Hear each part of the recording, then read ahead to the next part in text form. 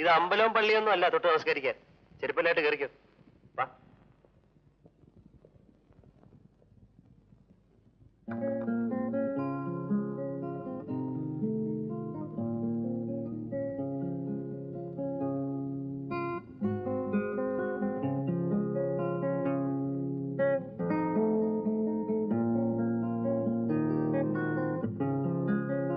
ഇതാണ് ശംഭു മഹാരാജാവിന്റെ കൊട്ടാരം.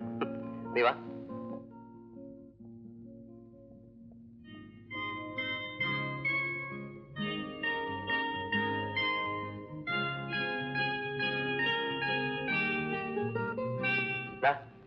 ഞാൻ പുറത്തേക്ക് പോകുന്നു. തിരിച്ചു വരാൻ അല്പം വൈകും. നീ ഭക്ഷണം കഴിച്ച് നേരത്തെ കിടന്നു. നീ എവിടേക്കാ? അല്പം ബിസിനസ് ഉണ്ട്. രാത്രിയിലോ? നിന്റെ ഗ്രാമത്തിൽ നിനക്ക് ദിവസം തുടങ്ങുന്ന പകലാണ്. ഇവിടെ നഗരത്തിൽ എനിക്ക് ദിവസം തുടങ്ങുന്ന രാത്രിയിലാണ്. നിന്റെ ഉപമ എനിക്ക് മനസ്സിലാവുന്നില്ല. പതുക്കെ മനസ്സിലാവും. തൽക്കാലം ഗുഡ് നൈറ്റ്.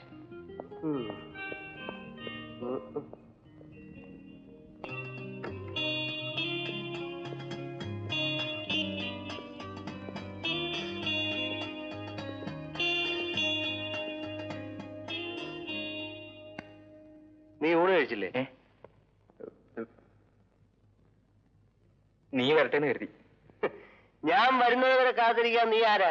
എന്റെ ഭാര്യയോ?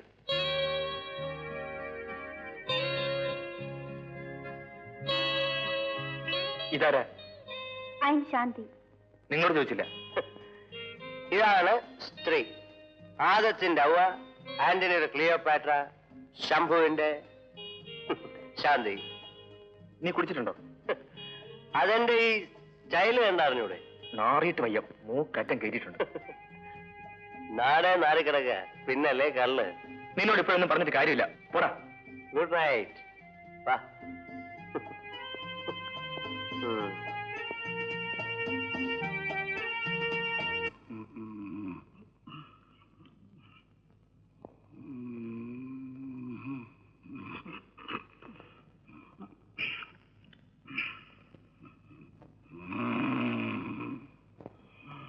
നിന്നെ കേട്ടാൻ പോകുന്ന ആള് ഇതറിഞ്ഞാലോ? എങ്ങനെ അറിയാലോ? ബിസിനസ് നടത്താനുള്ള സമയം തന്നെ പുള്ളിക്കാരനില്ല. പിന്നെയല്ലേ ഞാൻ എവിടെ പോകുന്നു എന്ന് തിരക്കാൻ. പിന്നെ കാശുള്ള ഒരുത്തിനെ കിട്ടിയാൽ ഒരു അഡ്രസ് ആകുമല്ലോ എന്ന് കരുതി അയാളോട് അല്പം പ്രേമം അഭിനയിച്ചെന്നേ ഉള്ളൂ. വേടിക്ക്. നിന്നെ പോലുള്ള പെൺകുട്ടികളെ എനിക്കിഷ്ടം.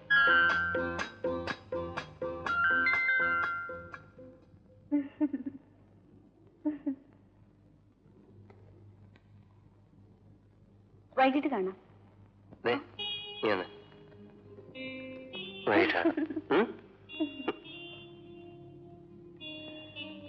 എന്താ സാറിന് ഇത്ര വലിയൊരു മൗനം?